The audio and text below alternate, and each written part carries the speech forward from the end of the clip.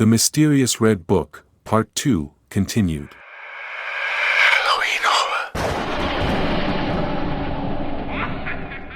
He waited until nightfall, then set out into the forest, armed with a flashlight and a shovel.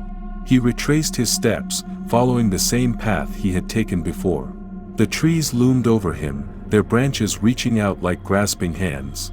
As he approached the clearing where he had found the treasure, he felt a chill run down his spine. The air was thick with the scent of decay and death.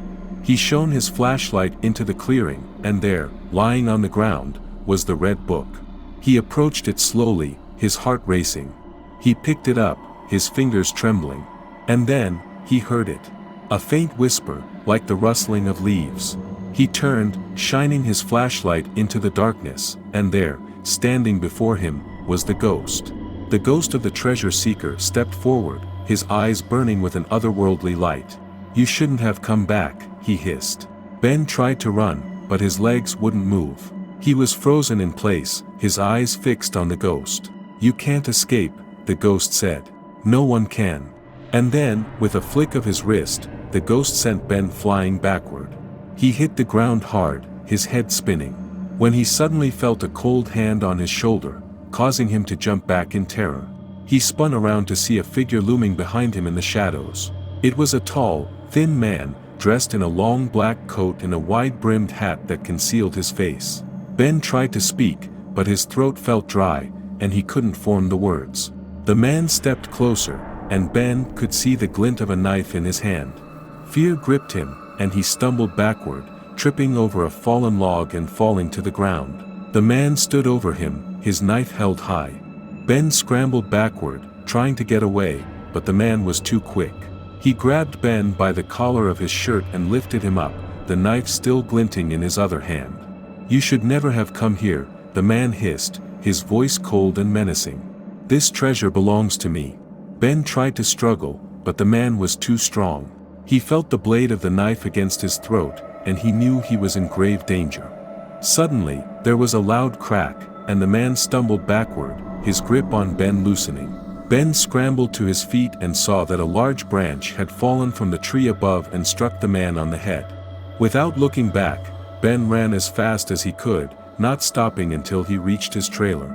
He locked the door behind him and collapsed onto his couch, gasping for air. It took him several minutes to catch his breath, and he realized he was shaking uncontrollably. He looked down at the book still clutched in his hand, and he felt a sudden surge of anger. He threw the book across the room, watching as it bounced off the wall and fell to the floor. Then he realized that he would never go back there and never read that book again.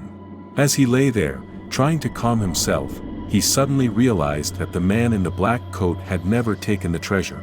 It was still out there, waiting to be found by someone else.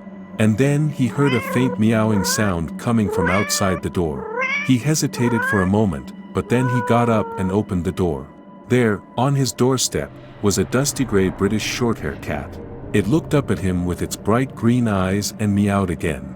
Ben hesitated for a moment, but then he reached down and picked up the cat. He knew then that he had found a new companion, and he would never be alone again. As he stroked the cat's fur, he realized that the adventure wasn't over yet. There was still treasure to be found, and he would find it, with his new friend by his side. Suddenly, the ground beneath him shook violently, and Ben lost his balance.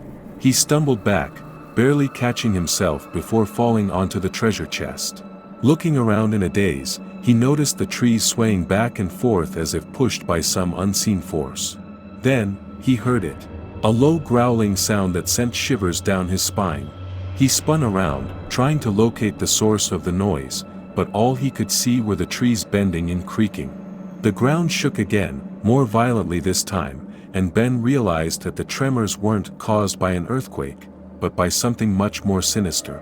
He felt a sudden urge to leave the clearing and run as fast as he could back to his trailer.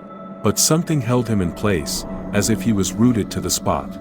A faint whispering sound reached his ears, and he strained to make out what was being said. As the whispering grew louder, Ben felt his skin crawl with fear. He couldn't understand the words, but he knew that they were not meant for human ears. He felt a presence in the clearing with him, something dark and malevolent. Suddenly, a gust of wind whipped through the clearing, knocking Ben off his feet. He landed hard on the ground, his head spinning. As he struggled to regain his senses, he saw something moving in the corner of his eye. At first, he thought it was a shadow, but as it drew closer, he saw that it was a dark figure, hovering just above the ground. The figure was humanoid, but its skin was jet black, and its eyes glowed red with an otherworldly light. Ben tried to scream, but his voice caught in his throat. He tried to move, but his body wouldn't respond. The figure floated closer, and Ben felt a coldness seep into his bones. The figure stopped in front of him, its red eyes boring into his soul. For a moment, there was silence, then the figure spoke. Its voice was like nothing Ben had ever heard before. It was a mixture of animal growls and guttural whispers, and it seemed to come from everywhere and nowhere at once. "Who dares to disturb my treasure?" the figure demanded, its voice echoing through the clearing. Ben tried to speak, but no words would come out. He could only stare at the figure, his eyes wide with terror. The figure floated closer, and Ben felt a sense of dread wash over him.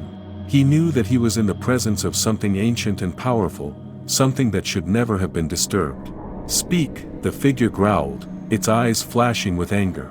Ben tried to form words, but his throat was constricted with fear. He could only shake his head in terror. The figure growled again, and Ben felt a surge of pain shoot through his body. He cried out, the sound muffled by the figure's power. Suddenly, the figure withdrew, and Ben collapsed onto the ground. He lay there, gasping for breath, his body racked with pain. The figure floated back, its red eyes blazing. "Leave this place," it commanded, "and never return." With that, the figure vanished into the darkness, leaving Ben alone in the clearing. He lay there for a few moments, his mind reeling with what had just happened. Then, he scrambled to his feet and ran as fast as he could back to his trailer. When he reached his door, he fumbled with the key, his hands shaking with fear. Finally, he managed to unlock the door and stumble inside, collapsing onto his couch.